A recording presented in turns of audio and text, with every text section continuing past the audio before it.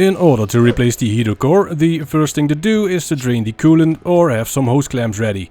Next step is to remove the kick panels on both the driver's and passenger side. Now peel back the carpet and remove the plastic console covers on each side. With that out of the way, you'll have access to the heater core, which is held in by one horizontal and one vertical screw on each side. So undo those. Now place some old racks or a catch can and some plastic in the driver's side footwell to catch any coolant. Next step is to remove the screw holding the heater pipes attached to the heater core and simply flip the heater core out. Next up, remove the 4 screws securing the heater core to the heater box and pull it out.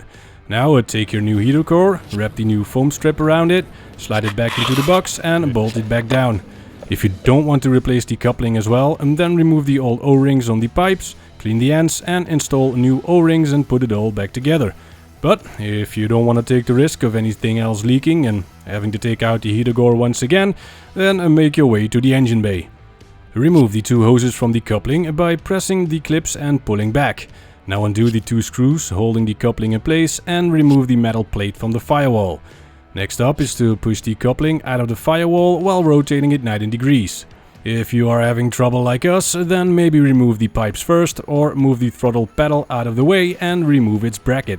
Now remove the old seals and clips from the pipes, clean the ends and replace the seals on the heater core side. The last thing to do is to attach the pipes to your new coupling, install that back into the car and put it all back together. And there you go, done.